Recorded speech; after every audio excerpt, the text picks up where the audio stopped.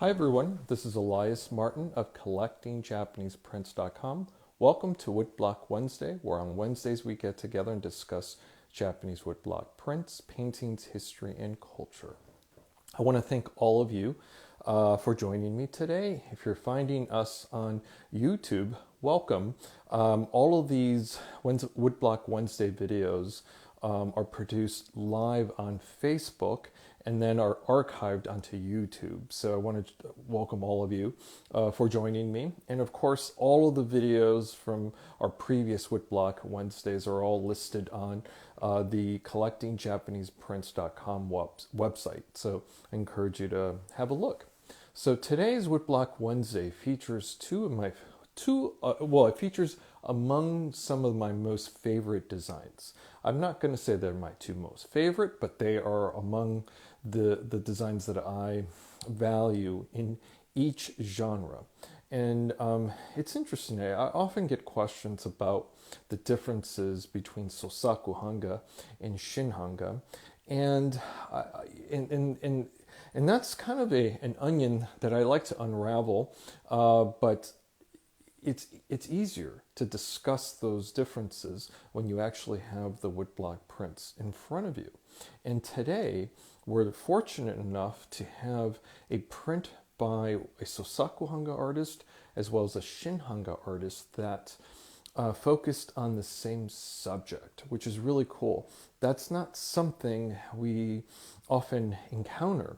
And so these two artists produced woodblock prints of the same subject, but in a very different way.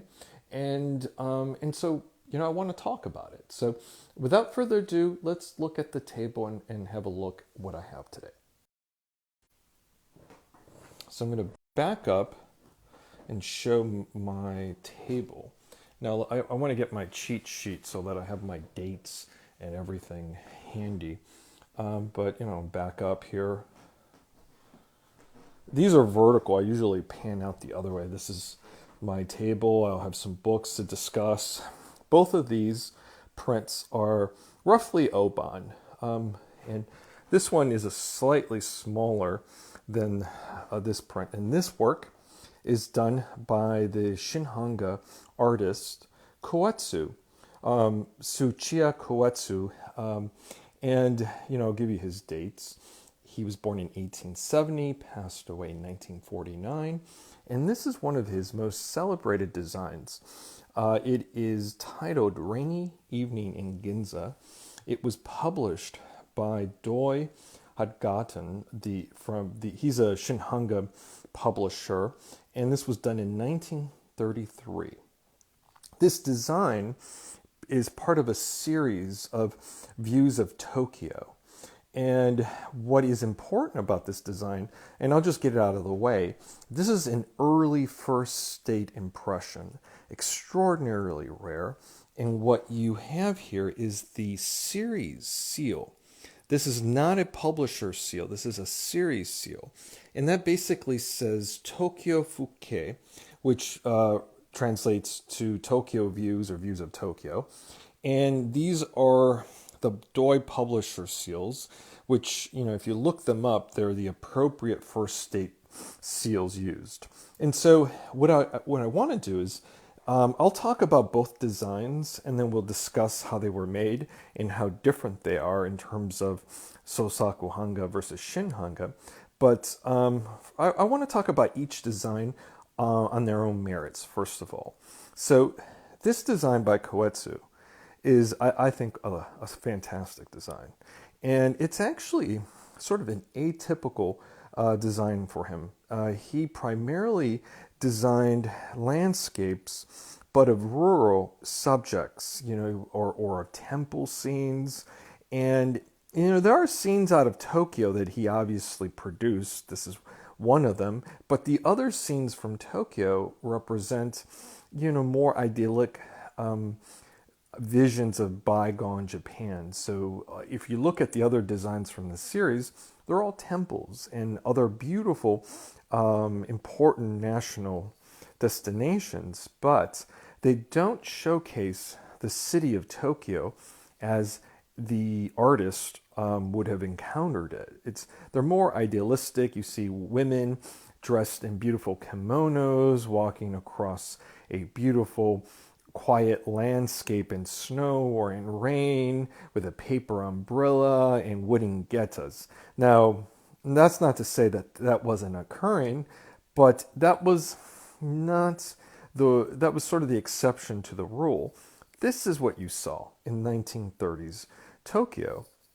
And so the artist really paid very careful attention to one of Tokyo's most important sort of city destinations. This is Ginza, and this is sort of one of many hubs that people from Tokyo would congregate. There was restaurants, there were shopping malls, which there still are, and all kinds of sort of entertainment. There's jazz clubs, and to this day, there's some jazz clubs in Ginza that are sort of left over from this very period of time. And so this was a bustling entertainment district. And what Koetsu wanted to showcase is the modernity of the city.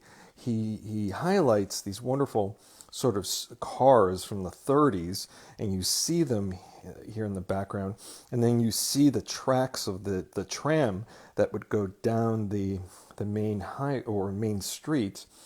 And then we have in the background here a department store, Mitsukoshi, and then we have people walking to and from their various sort of destination, little shops or cafes that they're walking back and forth from. And then we have here buildings all lit up with the signs.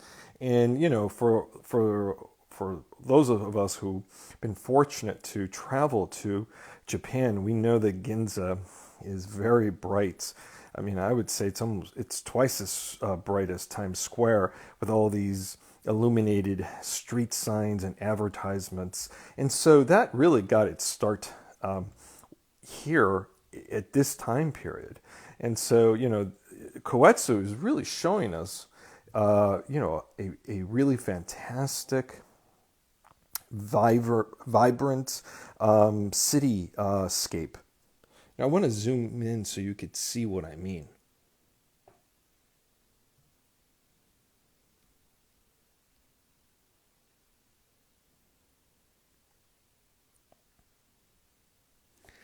Now the thing I'd like to point out is that Koetsu was a Shin Hanga artist, and so he was hired by a publisher. In this case, it was Doi, to produce this very design along with all of the other prints that we produced for that publisher.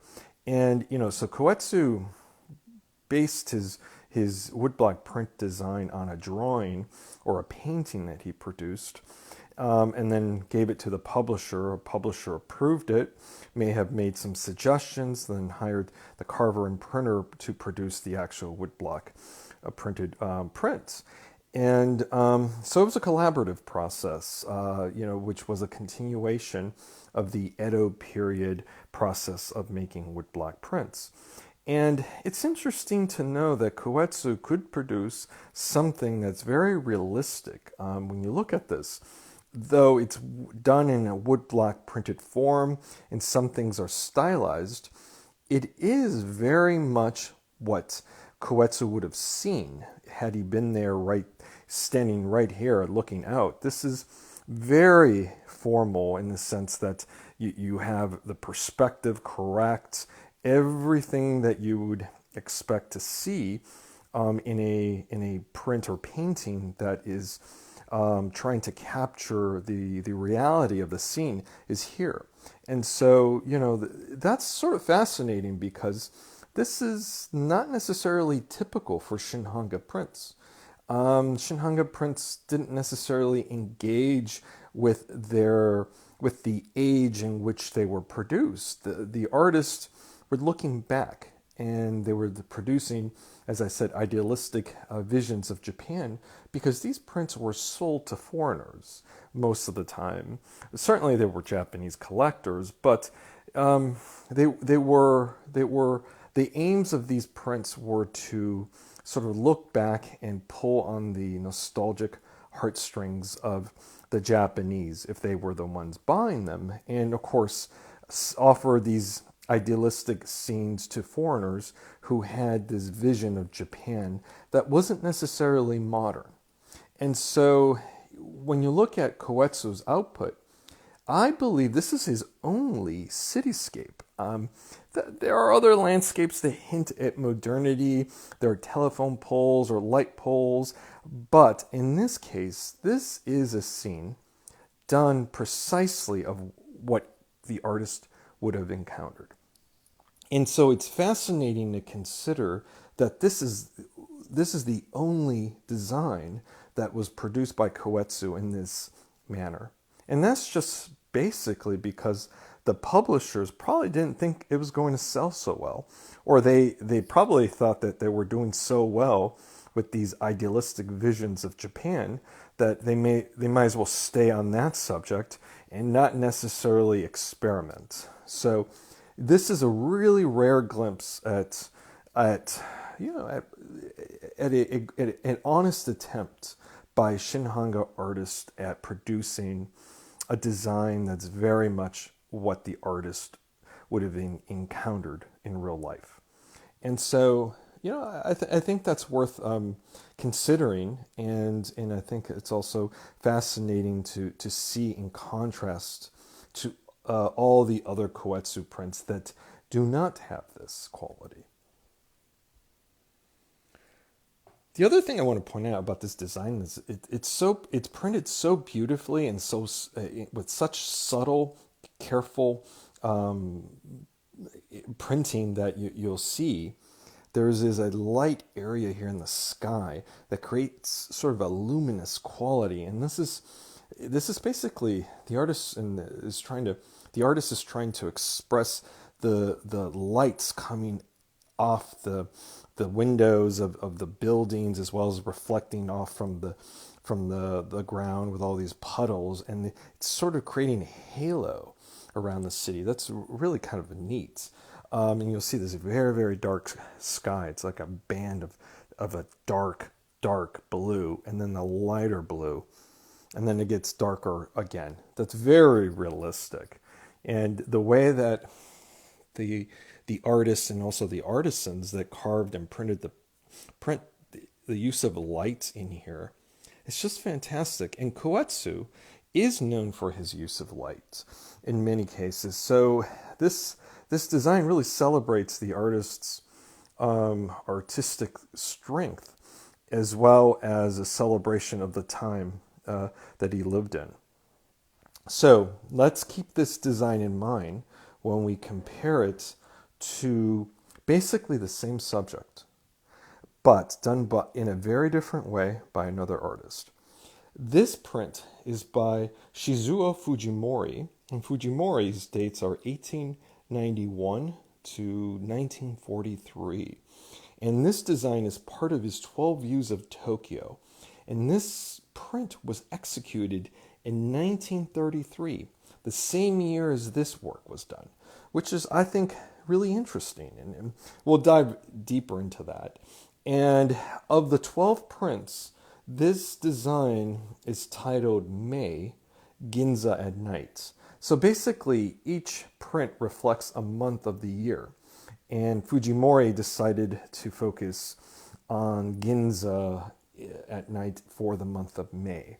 And I could see why, this bustling, full of life district really sort of speaks to the coming spring and summer. When I'm thinking of Chicago's weather, May is spring, very much spring in Chicago, but in Japan, it's really invoking summer. But the other thing I want to point out is it's the same subject. We have Mitsukoshi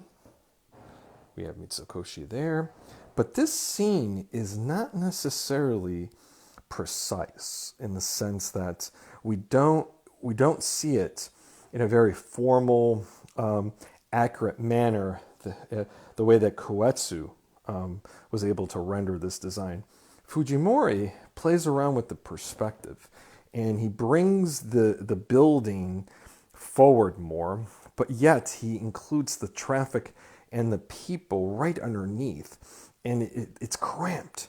You see all these cars moving across. Here we are, cars, the street car, and then we have these people waiting across, and it's sort of a riot of color and motion, and these the stores and restaurants all have their signs up, and everything is lit. You don't see much room here on the street. It is just full of people, and that's what you see, or at least that's also what you feel when you're in Ginza. It is always packed with people, and but you'll notice that the design is more expressive. It has almost kind of a German expressionist quality to the design. You could see where the artist Fujimori left the wood in the woodblock print, it's created with a wood, and he carved out the design, but he left some segments of the wood to show that it's hand carved, and not just that it's hand carved, but it's hand carved by him. He wants to showcase the sort of the process in which this print was produced. You see a beautiful soft wood grain in the sky. This is an effect that, Edo period artists like Hiroshige or Hokusai utilized, as well as Hasui during this time, as well as Koetsu, of course. But it's done in a different way, and you see the way that the pigment pools in different areas as well. And that's a very sort of Onchi-esque Onchi-esque printing technique, which gives it a very expressive quality. You see that in the background here for the rooftops, they've been coarsely cut, again suggesting the hand of the artist carving the block. And I also want to zoom in. You could just see the colors are printed on top of each other, and they don't stay within the lines. They're very expressive in the sense that they sort of commingle with other colors, pooling together, mixing and moving away, which gives this print a vitality and an energy that is very indicative of the design. And so this artist, Fujimori, being a Sosaku Hanga printmaker, conceived of this design himself, carved the blocks himself, and printed this impression himself. All of it was done by the artist. Whereas this print, the artist produced the design, but then handed it off to the publisher to hire his artisans to produce the carving of the blocks and the printing of the impressions of the print. And so, because this is a collaborative process with artisans that are experts within their area of what they do, you get something that's very precise, very lifelike. And in this case, since Fujimori was an artist whose interest was certainly getting producing a beautiful design of Ginza, but also at the same time, and equally important, he wanted to convey his feelings about this space. What was his experience as an individual visiting this area? And so what we have here is this really expressive, lively area that almost seems to pulse with energy. It has kind of a Van Gogh-esque quality to it. Whereas this design, though, is bustling and it's full of light, the realism of this design is in some ways confines the viewer to see things more in a realistic, lifelike fashion, where we encounter this design with our intellect and with our memory, if we've been there, or think about other streets we've been to, and so it connects us to those things. But this design connects us to the realm of emotion, Yes, we think about Ginza, we may have been there, we think about our own personal experiences, much like the Koetsu design also invokes, but this also goes on another level. We encounter this design in a much more emotional manner, which I personally like, particularly because Sosaku Hanga artists were some of the first artists in Japan that took on the project of expressing themselves as individuals. Well, previously in Japanese art history, it wasn't an artist producing something, it was an artisan.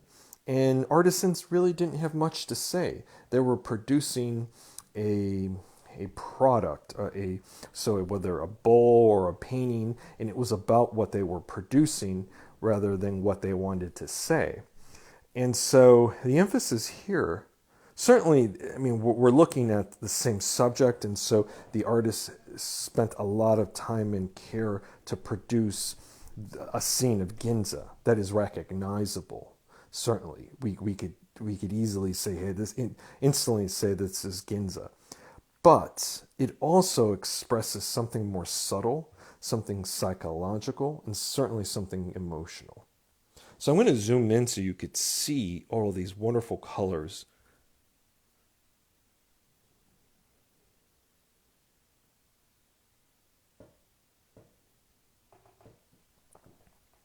Now I want to say, I'll pan out so you could kind of see both of them side by side. I want to say that I've discussed this design previously in other Woodblock Wednesdays, but that was a trial printing. And this is the actual finished print. And this is something I recently picked up. And this print belongs to a client of mine. So I want to express my thanks to Jake for letting me use this print in today's Woodblock Wednesday. And I think both designs, they're doing different things and they do them very, very well. And I think each of them is just a stunning work of art. But when you put them side by side, there's this really wonderful conversation about woodblock printmaking. And it really showcases the differences between Shin Hanga and Sosaku Hanga. So I'm going to zoom in again so you could see the print one last time.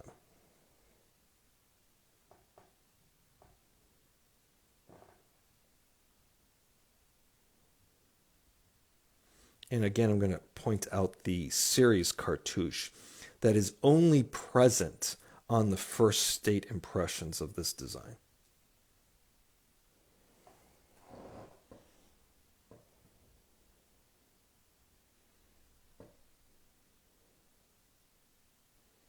This light, the light that I have over my table here, I'm going to show it.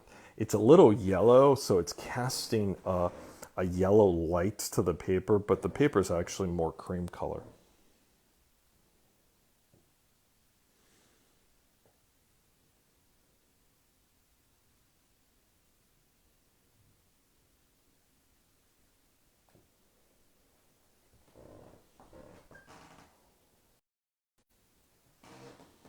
Well, I hope all of you enjoy looking at those two prints as much as I did.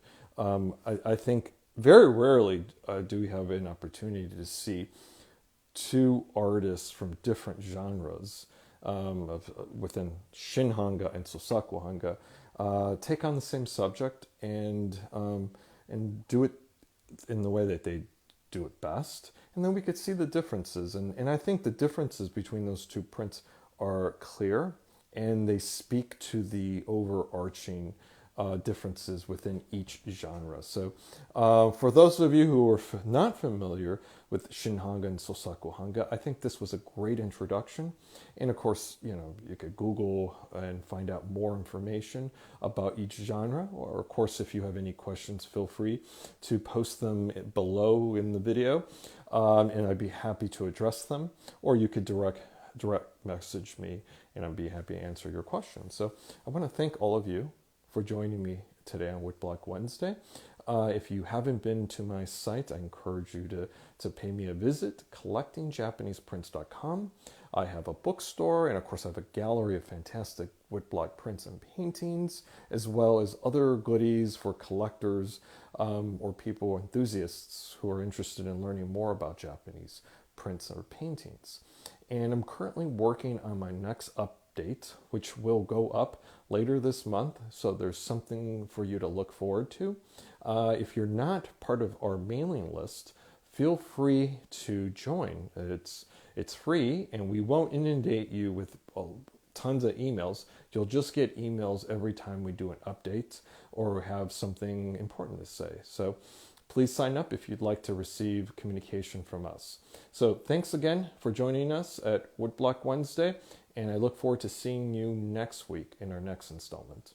Until then, bye-bye.